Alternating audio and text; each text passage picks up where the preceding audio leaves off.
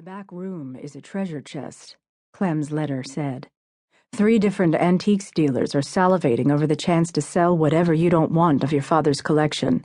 You're lucky he had the good sense to hang on to this stuff. Flipping on the back room's light, I have to laugh at the tin signs that line every available square foot of the walls and ceiling, most bearing the classic red and green Texaco star.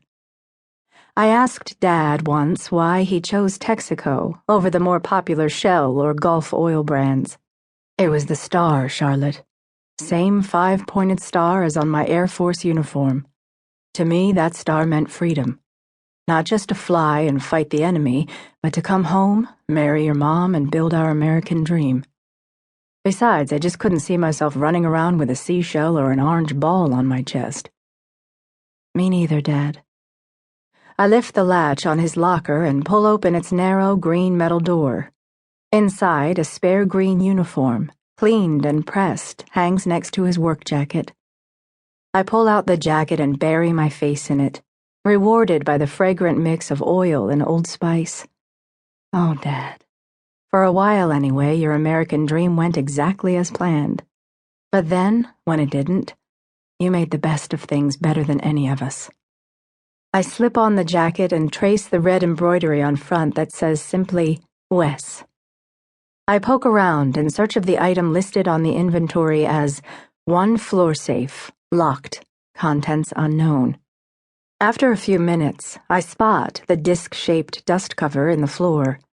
Dropping to my knees, I lift the protective cover easily enough, but the combination dial atop the sunken cylindrical safe looks rusty and corroded. We never used it, Cal told me.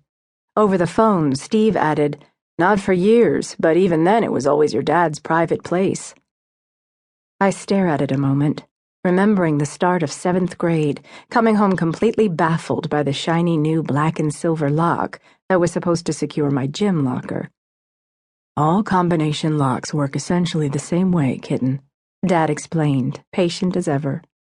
It's a simple 3-step process.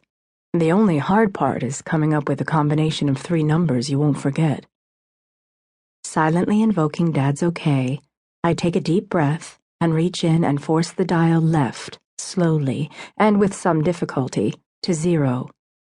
Hoping my hunch is right, I twist the dial left again, 3 times around, and stop at 8.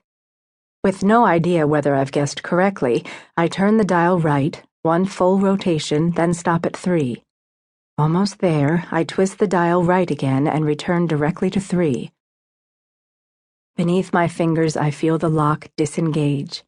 But, after several pulls, the safe door remains barely cracked. I sit back on my heels. The concrete floor is cold and hard, and my knees aren't what they used to be.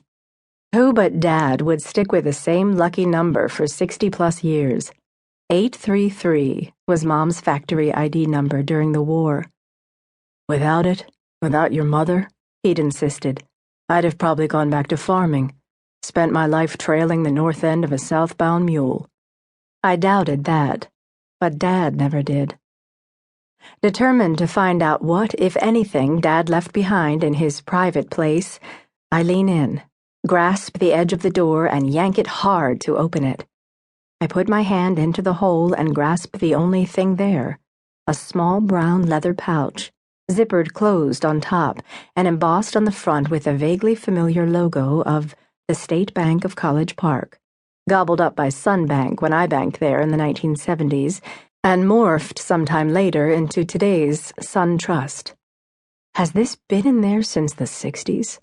Or did Dad just hold on to it the way he held on to so many other things? The pouch feels empty, but steeling myself against disappointment, I open it anyway to be sure.